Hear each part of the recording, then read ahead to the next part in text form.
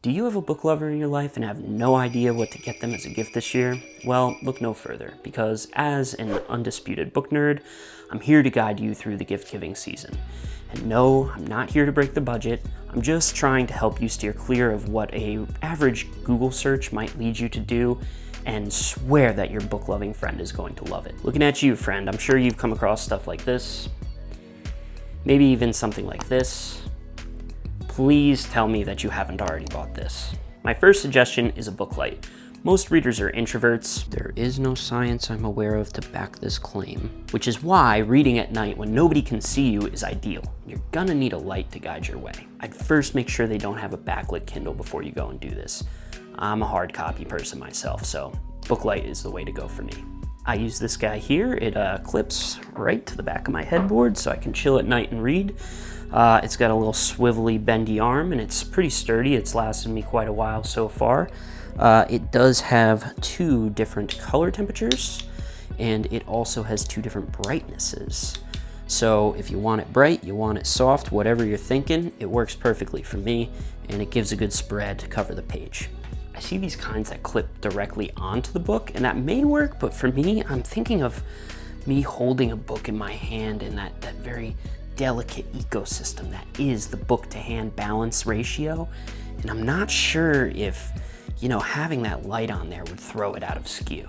Kind of reminds me of the worm light from back in the 90s. You'd plug it into your Game Boy Color, and that's how you could stay up late playing Pokemon under the covers. And if you're not wanting to buy a book light, my second suggestion would be to buy them a Kindle. Yes, just kidding, that is way too expensive.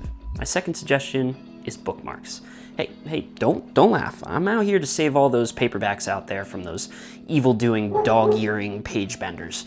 We need to keep our books safe. And if I just described you, you better shape up or ship out. You can use a scrap of paper or a receipt for darn sakes. Just leave the pages alone. I love a good bookmark. I mean, it's a way to bring a little personality to the reading experience and not have to be directly tied to the reading world. I've got, some Animal Crossing bookmarks here. I've got some that are directly from Brando Sando himself. Some of these bookmarks right here.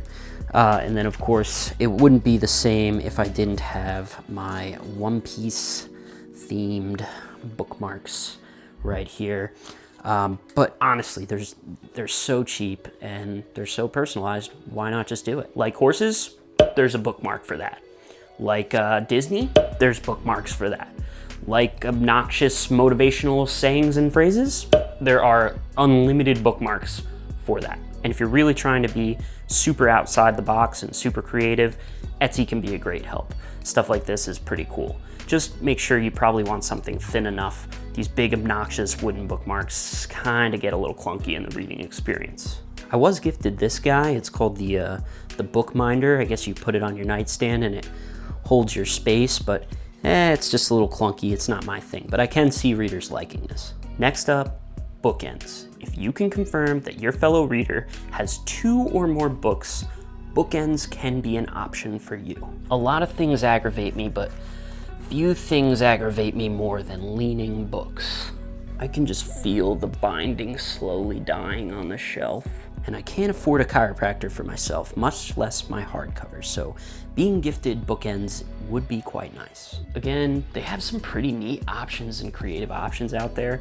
A really cool way to add some style to your shelf. You can get really geeky with it if you want to, or if you're trying to make your collection look super classic and elevated and refined, you can go with something a little more noble, a little more refined. In fact, some of these are so classy on display, it may distract from the fact that what you're displaying is just a series of unfortunate events by Lemony Snicket.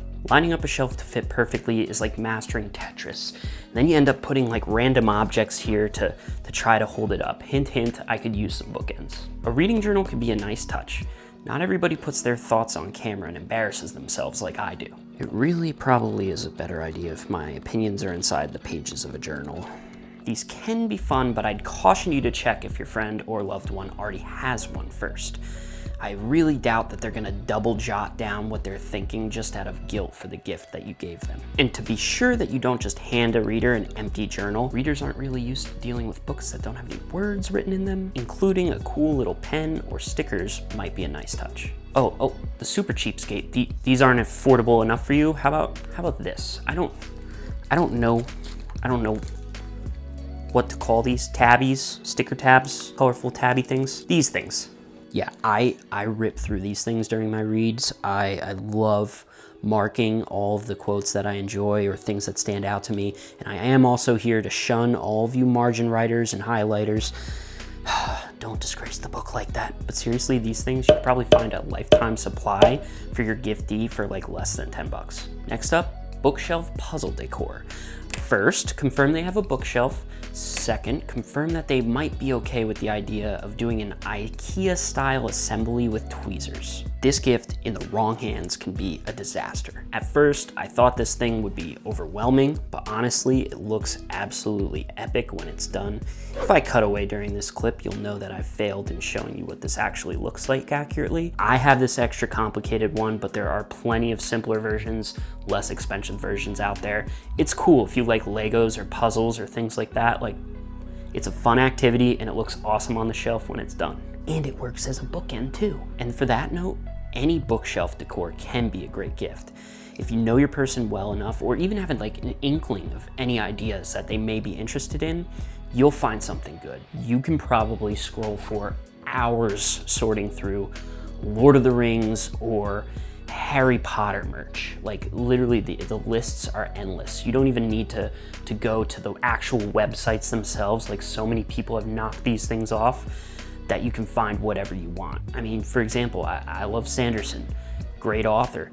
I've got Sanderson pins here. I've got random stuff, you know, your little Derek Jeter bobblehead in the back. It doesn't even have to be book related.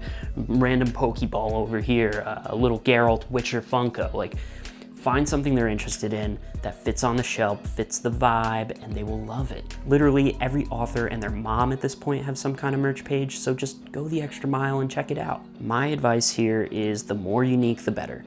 Nobody wants a top 10 search feed, Amazon recommended product, a little book candle that everybody has and nobody wants. What, these suggestions aren't enough for you? You're gonna go through with it anyway? You're gonna follow through with this. You're gonna take the ultimate risk.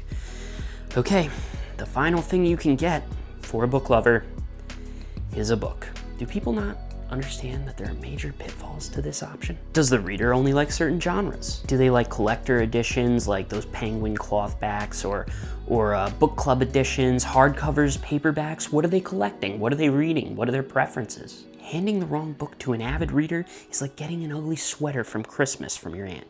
You smile and nod and everything's fine, and then when she leaves, you bury it in a dark, damp, recessed corner of your closet until one day you pull it out and you put it on Facebook Marketplace, and you're just praying that she's not scrolling your feed at the time, because if she sees it and if she notices, she's gonna go scorched earth on you. Okay, they're probably not gonna go scorched earth, but they're probably never gonna read it. I once received the second book in a 7-book series because someone heard it was great. True story, true story. Folks, readers like me all have a TBR, a to-be read list. And if it's not physically stacked somewhere, it's probably loaded into 3 different apps and on the notes section of our phone. So whatever weird self-help book you probably heard about on your favorite podcast, yeah, it's probably not gonna make the cut. Unless your reader has given you an actual book wish list, please, I am begging you, stick to the gifts I mentioned earlier today.